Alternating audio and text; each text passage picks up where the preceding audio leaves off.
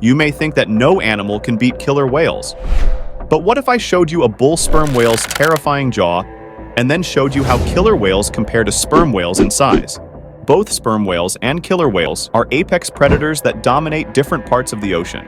But the question is, what happens when these giant predators clash? Are sperm whales the killer of killer whales? Or do orcas still have the upper hand? Sperm whales are the largest toothed predators on Earth that rule the kingdom of the blackest depths.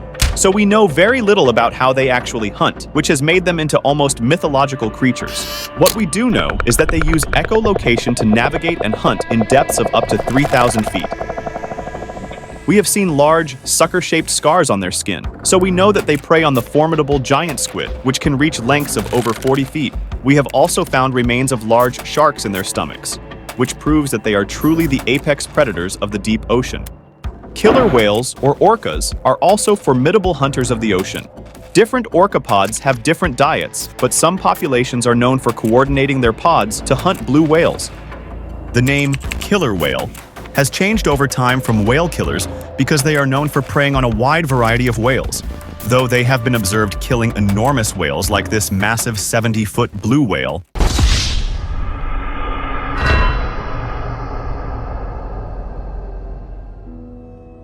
They usually target smaller calves and mostly hunt filter-feeding whales that are not considered predators. To answer these questions, let's talk about how these two compare. A typical killer whale can weigh up to 10,000 pounds and measure about 23 feet in length. Males are larger than females, with the largest recorded orca reaching 32 feet and weighing around 22,000 pounds. But this size is nothing compared to sperm whales. Female sperm whales average about 40 feet and weigh up to 90,000 pounds, which makes them 9 times heavier than average orcas. But a bull sperm whale is truly massive. They can reach a length of 60 feet and weigh as much as 120,000 pounds. That's 6 times heavier and nearly 3 times longer than the largest killer whales. Though size-wise sperm whales are formidable, their size doesn't prevent orcas from attacking. This rare footage shows that a large pod of orcas that were searching for food attacked a large herd of sperm whales.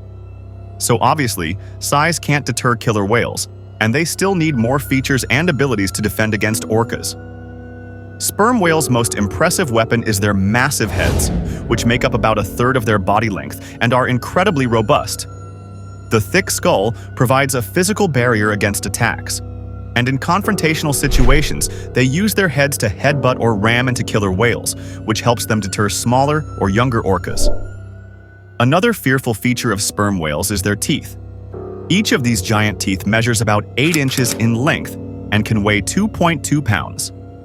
That is why we also call sperm whales cachalot, which is a French word for tooth or big tooth. We don't have any estimation of their bite force, but they have strong jaw muscles. So, their bite force should be substantial. But they only have teeth on their lower jaw, and their upper jaw is smooth. This is because they don't usually use their teeth to attack or bite large animals. Instead of relying on biting, they use suction to capture their prey. They open their mouths rapidly to create a vacuum and then pull in squid and fish.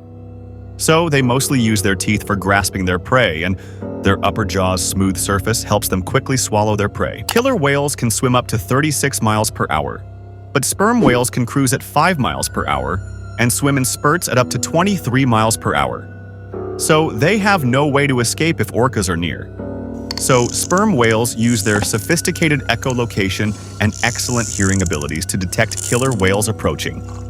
They are so good at it that they can create a detailed auditory image of their surroundings, and in ideal conditions, they can detect killer whales approaching from 6 to 10 miles away. This gives sperm whales enough time to form defensive formations when orcas are nearby. Researchers say that when they detect orcas, their first response is a reduction in vocal activities. They especially decrease in the production of echolocation clicks, which we know them as usual clicks, and sperm whales use for foraging. This makes them less detectable to killer whales. After going silent, they start listening to killer whales. They can distinguish between different types of killer whale sounds, like those associated with feeding and those that orcas make for socializing. So, sperm whales assess the level of threat based on these sounds and react accordingly. They also have complex vocalizations and are excellent at communication. So if they detect any threat, they alert one another and organize themselves into a defensive formation quickly. In fact, in 1997, researchers observed how this communication works. They saw a pod of 5 killer whales that were charging a small herd of 5 sperm whales. These sperm whales were consistently sending distress signals. So, in a very short time, a pod of 5 sperm whales that was almost half a mile away joined them. And soon after that, another pod arrived. Gradually, many more sperm whales joined the pod, and their number grew to more than 50 whales. So, even though a female orca approached sperm whales, it couldn't do anything, and orcas left the scene. After that, the sperm whales also went their separate ways. One of the most effective defensive strategies that sperm whales have is the rosette formation. This formation is named after the daisy flower because of its appearance. Sperm whales form a circle with their heads facing inward and their tails outward. In this formation, the more vulnerable members of the pod, like calves and younger whales, are placed in the center, and adults shield them. The sperm whale's tail is a formidable weapon and can deliver powerful blows to any orca that gets too close.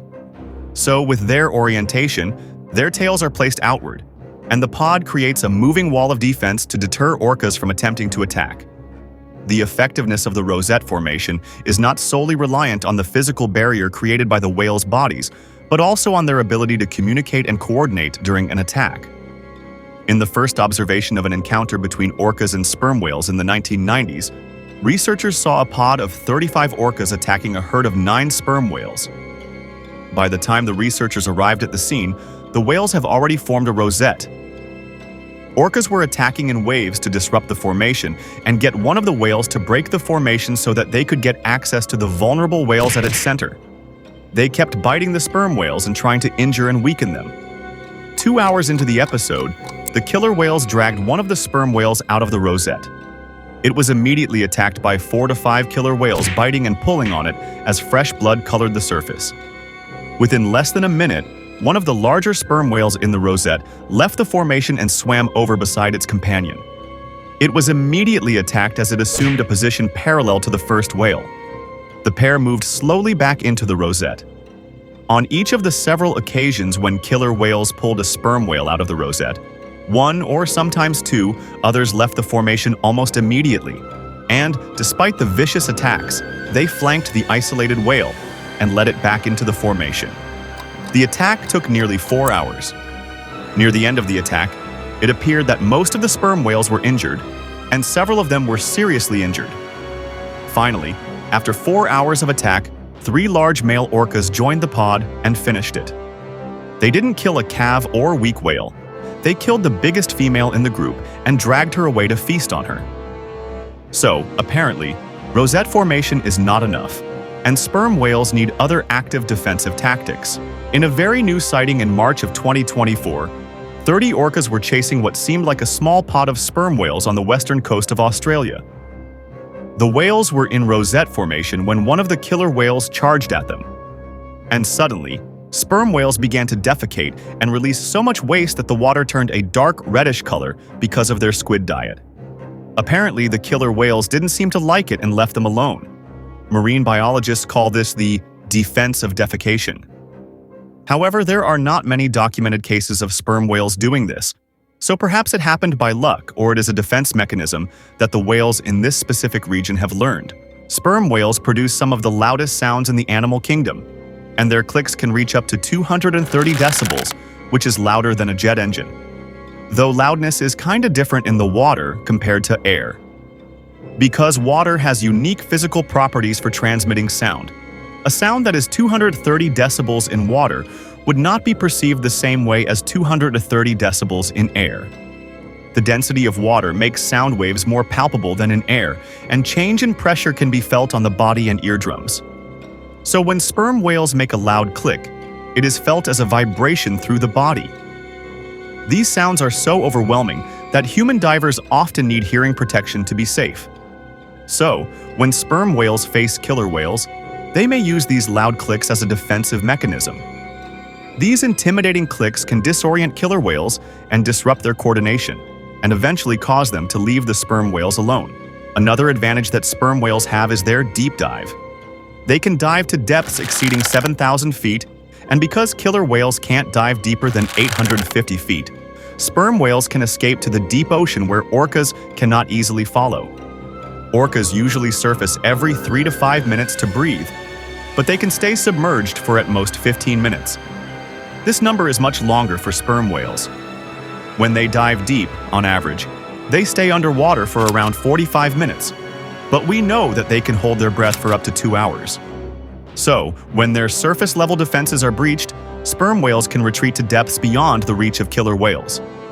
There, they can avoid confrontation, regroup, and re-emerge once the threat has passed. So far, all we talked was about sperm whales protecting themselves from orca attacks. But the question is, do they attack orcas? But before going there, let me clarify something. Bull sperm whales are the true titans of the ocean and possess incredible strength. They are so powerful that killer whales try to avoid them, and on the internet, they are called the killers of killer whales. Adult males, especially larger ones, can be aggressive defenders of the pod. They may charge killer whales and use their massive size and strength to intimidate or force the predators to retreat. Though bull sperm whales are formidable, the problem is that they don't live with their pod. So females and calves are still vulnerable to killer whales. But sperm whales have a sophisticated communication system, so it could be helpful if a pod that is under killer whale attack calls bull whales to join and protect their pod. But it is kinda impossible because the social structure and behavior of sperm whales are such that bulls and females with calves typically lead separate lives. After male sperm whales grow, females kick them out of their pods because they want to minimize resource competition. Males are much larger and need way more food, so it is impossible for the pod to feed them and, at the same time, raise the calves. Also, when males reach puberty at around 6 to 12 years of age, they become aggressive and may hurt the pod. So, these youngsters live separately from their pods. Sometimes, they find other lonely males and form small bachelor pods. These newly formed bachelor pods, or solitary males that couldn't find a pod, migrate to deeper and colder waters to hunt large prey like giant squid. The female-led pods remain in these warmer areas to raise young and care for calves. The only time that males may join a pod is during breeding season. So, except the breeding seasons, it is not feasible for bulls to join pods during attacks because they are far away. Going back to our question of do sperm whales offense, I want to quote from the researchers who observed the case of 35 killer whales attacking 9 sperm whales. They say that one of the most striking features of the attack was the apparent helplessness of the sperm whales. We never saw them deliberately strike at the killer whales, nor did we see any attempt to escape by diving, even during the many times when the killer whales withdrew from the attack. They even say that most tail slappings were not very effective. They had no real force behind them. The few strong tail slaps we did see seemed to be merely reflexive. They did not appear to target individual attackers, and they did not appear to deter them. So, it seems that sperm whales being peaceful means that they are not very well prepared for orca attacks like this. Or at least some pods are not very prepared. But how about bull sperm whales? Are there any documents of these killers of killer whales actually killing them? Though sperm whales typically avoid confrontations, there have been exceptions. During the whaling era of the 18th and 19th centuries, sperm whales were heavily hunted for their valuable oil, so there were numerous confrontations with whalers, and there are documented cases of sperm whales attacking and even sinking ships. The most infamous one is the sinking of the whaling ship Essex in 1820. There were 21 men aboard this whaling ship, and in the South Pacific, a massive sperm whale that is estimated to be 85 feet long attacked the ship. The whale struck the Essex twice, first ramming it from the front and then delivering a powerful blow to its side. The attack was so forceful that it breached the hull, and the ship sank rapidly. Long story short, only 8 crew were rescued after 90 days in the open ocean. Bull sperm whales can also become aggressive when confronted by killer whales. But there are very few studies on how bull sperm whales confront orcas. In one of them that is published in Nature, the researchers tested 5 bull sperm whales with orca sounds, and in all cases, bulls lowered their vocalization activities to avoid being detected by orcas, dove deep, or joined other bull sperm whales to have protection and stay safe. So researchers conclude that bull sperm whales don't want to confront killer whales. In fact, they don't have any reason to be aggressive toward killer whales except when they are under attack. First of all, they don't have killer whales on their menu and don't prey on them. Sperm whales spend most of their time in deep ocean waters, socializing in pods, hunting for squid, and nurturing their young. So they don't compete directly with orcas, and their hunting grounds are not similar. I think it's just the other way around. Killer whales attack and hunt sperm whales when they can, and all that sperm whales have done is adapt to fend off these attacks. They even sleep in a way to be safe against killer whales. Sperm whales have developed a unique sleep pattern where they sleep for short periods of 10 to 15 minutes and often sleep with one eye open. Also, one half of their brain remains active and the other rests, and they sleep this way to remain vigilant against threats like killer whales. Sperm whales are formidable, but they sometimes become killer whales' targets. It is not very frequent, but females and calves are always at risk. Bull sperm whales face less risk, but if they were to face off against a pod of orcas, orcas might attempt to intimidate and harass them. Though, because of their immense size and power, they are formidable opponents. But orcas are highly intelligent and might choose to avoid direct confrontation with a bull sperm whale, especially if it shows signs of aggression. Also, research shows that bull sperm whales try to avoid confronting orcas. The sperm whales were hunted until very recently, and their population declined, but they are reviving and coming back. So we will see more and more encounters between the two species. They also spend most of their life in the deep ocean, so we still have many unanswered questions about them. But with the new technology, we will track them to understand them better. So, we may soon see more evidence to judge how they confront killer whales. This video is about sperm whales' ways to deal with orcas. So we mostly talked about sperm whales and didn't talk about why orcas can hunt such large prey like blue whales and sperm whales. If you want to learn more about how killer whales hunt and how they have become the sole apex predator of the oceans, you can watch my video, which talks about their hunting strategies.